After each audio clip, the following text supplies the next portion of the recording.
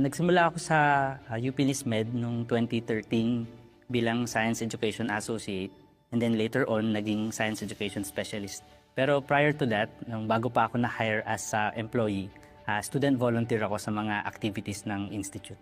Isa sa mga activities kasi ng UP NISMED ay yung stargazing program nila.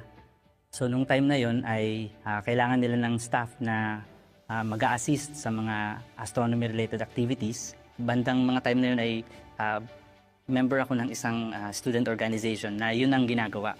So, amateur astronomy. So, nag-volunteer ako. And natuwa naman sila sa akin and eventually, nung nagkaroon ng opening, na-hire naman ako bilang staff. Ang UP NISMED ay yung stargazing sessions na ginagawa sa UP NISMED Observatory. Bali, sa roof deck ng UP NISMED sa 4th floor ay may isang malaking telescope doon na dinonate ng Japanese government noong 1990s. Ngayon, dahil nga sa katandaan niya, dahil kung bibilangin mo, 35 years na siya ngayon, ay eventually nag-fail na yung electronics niya. At ang ibig sabihin nito, kung hindi gagana yung telescope, ibig sabihin yung program na reliant heavily sa astronomical equipment ay magkakaroon ito ng effect dun sa capacity ng program na yun. So isa sa mga naisip ko ay nung eventually nag-fail na yung electronics nung telescope ay subukang ayusin. Yung ECQ, nagkaroon tayong lahat ng time na nasa bahay tayo.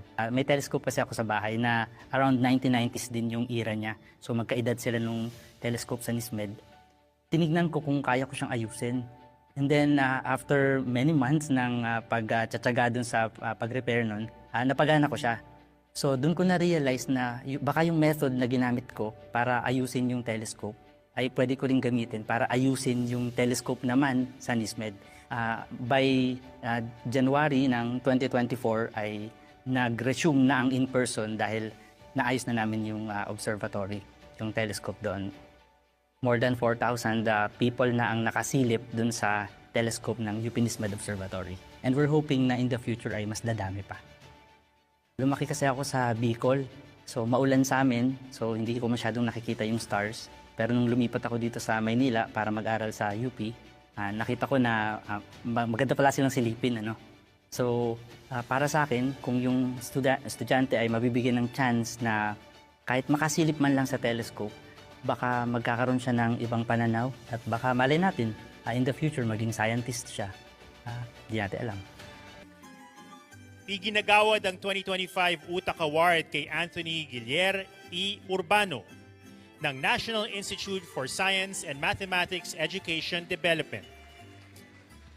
Para po sa kanyang natatanging kontribusyon sa pagpapanumbalik at pagpapahusay ng kondisyon ng 40 cm na teleskopyo ng NISMED na mahigit 5 taon nang hindi nagagamit nang ito ay masira noong 2018.